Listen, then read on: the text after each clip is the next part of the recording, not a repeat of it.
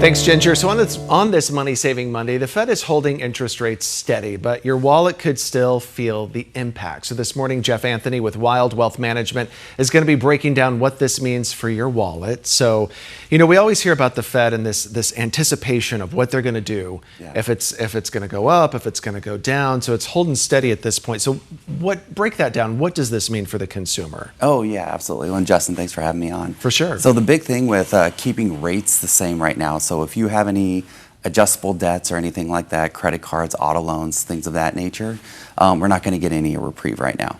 So I would anticipate that we're going to continue to have that for a little bit longer until they meet the next time. The other side of the coin, though, is if you're on the savings side of it, you're still getting decent rates on your savings accounts and CDs. So what does this mean for like a home buyer as well? And here's how this is affecting your wallet, your credit card interest rates, your loan payments, your savings earnings. I mean, so there's a lot, but mortgage rates and home affordability. A lot of people, they want to buy a home. They want to get out of a renting situation. I mean, do you buy now? Do you wait? Do you wait for those rates to go lower? Yeah, so it's a great question. We get it a lot from our clients. One of the biggest things that we do is you really got to hone in on your financial goals and what you can afford. We typically use about 25% of your net take-home pay should cover your living costs. So as far as your mortgage, your insurance, things like that.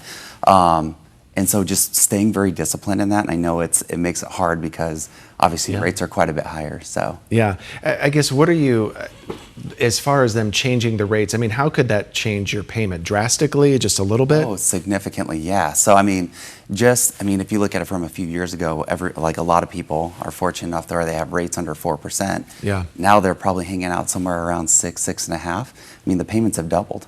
Right, so, right. Yeah. Well, it also, because I was lucky and got in on the lower rate, but now it's just like, well, now what do I do? Yeah. Now I'm stuck. No. No, you do. You feel you feel stuck a little bit. And the biggest thing right now, and this is kind of the conundrum that we're in, you have people that think that their houses are worth X, and then you have buyers at Y, and with rates being as high as they are, it's like, well, does the payment justify the actual house that I'm getting anymore? And I think that's the difficult piece. So buyers and sellers are kind of in this battle right now. And so they're meeting, you said the Feds are meeting every month at this point. So they're meeting next month. What, I guess, in the business, what are you guys expecting? Yeah. What's the word? So the forecast of the Federal Open Market Committee is the one, they're the 13 individuals that they'll meet together to set what the rates are going to be. They're anticipating that we could potentially have one more rate increase by 0.25% by the end of the year. They've been very vague. We got the new Fed chairman, and he's a big proponent of kind of keeping everything quiet. So we're not getting as much forward guidance as we used to. But yeah, we do think that they'll probably either stay the same, slightly go up, but it's going to be impacted by so many different variable things like jobs, inflation, all those other things. So. What does that mean for debt? Because also people nowadays are carrying a lot of debt as well. Yeah. So the biggest thing that you can do is take a look, kind of look at all your finances together. Make sure that if you have any high debt, like on credit cards, they're usually in the high teens to low 20s. Try to get those paid down as quick as possible and really just focus on that. And then on the other side of it too, make sure you got a healthy emergency fund in the event that something comes up.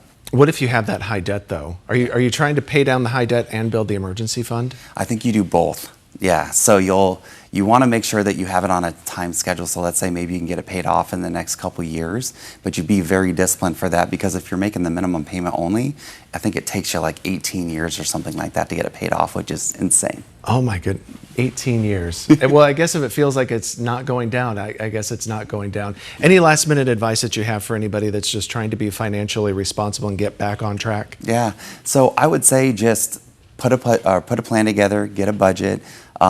Really try to live inside your means right now. It's difficult because I know that things are costly, but just making sure that you do at least once a year a financial review and just kind of look at everything and saying, where's my money going?